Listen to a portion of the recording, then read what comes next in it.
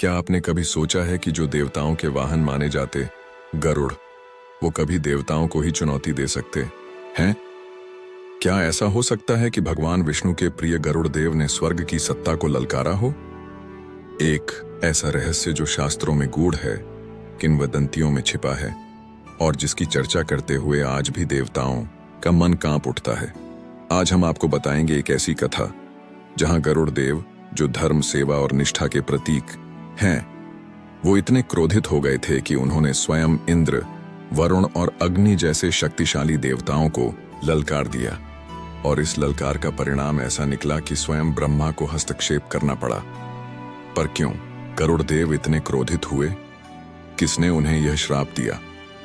और क्या हुआ जब उन्होंने देवताओं की सत्ता को चुनौती दी? आइए जानते हैं वह रहस्य जो गरुड़ पुराण, महाभारत और पुराणों की कथाओं में छिपा हुआ है। इस कहानी को अंत तक देखिए, क्योंकि अंत में आपको मिलेगा वह उत्तर जो शायद आज तक किसी ने नहीं बताया होगा। गरुड़ का जन्म कश्यप मुनि और विनता के पुत्र रूप में हुआ था। कश्यप मुनि की दो पत्नियां थीं, विनता और कद्रु। कद्रु ने नागों को जन्म दिया और विनता ने गरुड़ को। लेकिन दोनों बहनों के बीच एक शर्त ने विनता को दासी बना दिया और गरुड़ को बना दिया। स्वतंत्रता की खोज में एक योद्धा का बचपन नागों की सेवा करते हुए बीता, लेकिन उनके भीतर अग्नि की तरह जलता रहा आत्मसम्मान। एक दिन उन्होंने अपनी मां को नागों की दासी बनते देखा और तभी उन्होंने संकल्प लिया, मैं मां को इस बंधन से मुक्त करूंगा। गरुड़ ने नागों से पूछा, मां को मुक्त करने के लिए मुझे क्या करना होगा? नागों ने कहा, अगर तुम अमृत ला सको तो हम विनता को मुक्त कर देंगे। अमृत, वह दिव्य तरल जो केवल स्वर्ग में इंद्र के पास था। अब गरुड़ ने ठान लिया, चाहे देवताओं से युद्ध क्यों न करना पड़े, वे अमृत लाएंगे। यह वही क्षण था जब उन्होंने देवताओं को चुनौती दी थी। उन्होंने अकेले देवलोक पर आक्रमण कर दिया। इंद्र, अग्नि, वरुण, वायु, सभी देवता उनके साहस और शक्ति से भयभीत हो उठे। गरुड़ ने सभी को पराजित किया और अमृत लेकर नागों के पास पहुंचे। जब गरुड़ अमृत लेकर लौटे, तब भगवान विष्णु स्वयं उनके सामने प्रकट हुए। विष्णु ने देखा कि यह कोई साधारण पक्षी नहीं है, यह तो धर्म की रक्षा के लिए कुछ भी कर सकता है। उन्होंने गरुड़ से कहा, तुम्हारा बल, तप और उद्देश्य उच्चतम है। मैं चाहता हूं कि तुम मेरे वाहन बनो। गरुड़ ने विनम्रता से कहा, प्रभु, मैं आपके चरणों में रहकर सेवा करना चाहता हूं, परंतु मैं स्वतंत्रता नहीं त्यागूंगा। भगवान ने मुस्कुराते हुए वरदान दिया, तुम मेरे वाहन रहोगे, परंतु सदा स्वतंत्र रहोगे। गरुड़ का बढ़ता प्रभाव और विष्णु जी के प्रति विशेष स्थान देखकर देवलोक के कई देवता ईर्ष्यालु हो उठे। इंद्र ने विशेष रूप से यह अनुभव किया कि गरुड़ के कारण उनकी प्रतिष्ठा कम हो रही है। एक दिन देवताओं ने मिलकर योजना बनाई कि गरुड़ को किसी प्रकार नियंत्रित किया जाए। उन्होंने ऋषियों से आग्रह किया कि वे गरुड़ को श्राप दें। एक अवसर पर जब गरुड़ एक यज्ञ से गुजर रहे थे, उन्होंने देखा कि वहां एक बलि दी जा रही थी, जिसमें पक्षियों की आहुति दी जा रही थी। यह देखकर गरुड़ को अत्यंत क्रोध आया।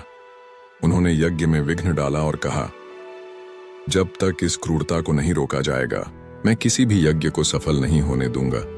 यह देखकर कुछ ऋषियों ने उन्हें श्राप दे दिया, तुम्हारी शक्ति अब सीमित रहेगी। यह सुनते ही गरुड़ का क्रोध बढ़ गया।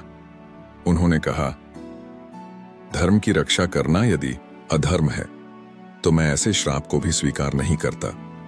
मैं देवताओं के इस पाखंड को उजागर करूंगा। गरुड़ ने खुले रूप से देवलोक की सत्ता को चुनौती दी। उन्होंने इंद्र, वरुण और अन्य देवताओं से कहा, तुम्हारा धर्म केवल सत्ता की रक्षा है, परंतु मेरा धर्म सच्चे धर्म की रक्षा है। यह देखकर ब्रह्मा जी स्वयं प्रकट हुए और उन्होंने गरुड़ को शांत किया। ब्रह्मा जी ने कहा, तुम्हारा क्रोध न्याय संगत है, परंतु सृष्टि के संतुलन हेतु तुम्हें संयम रखना होगा। गरुड़ को श्राप के कारण कुछ काल तक अपनी शक्ति सीमित करनी पड़ी, परंतु इस अवधि में उन्होंने ध्यान और तप से अपनी चेतना को और प्रबल किया। उन्होंने जाना कि शक्ति केवल बाहर ही नहीं, भीतर भी होती है। उन्होंने ऋषियों को क्षमा किया और उनका आशीर्वाद लिया। समय बीता और जब राक्षसों ने तीनों लोगों को संकट में डाला, तब वही देवता गरुड़ के पास सहायता मांगने आए। गरुड़ ने बिना किसी द्वेष के सच्चे धर्म की रक्षा के लिए देवताओं की सहायता की और सभी को बचाया। अपने अनुभवों के आधार पर गरुड़ ने भगवान विष्णु से प्रश्न किए, मृत्यु, जीवन, कर्म, पुनर्जन्म और मोक्ष के बारे में। इन्हीं प्रश्नों और उत्तरों से उत्पन्न हुआ गरुड़ पुराण। यह ग्रंथ आज भी मृत्यु के पश्चात आत्मा की यात्रा को समझने के लिए पढ़ा जाता है। गरुड़ देव हमें सिखाते हैं कि शक्ति केवल शक्ति नहीं होती जब तक उसमें धर्म न हो।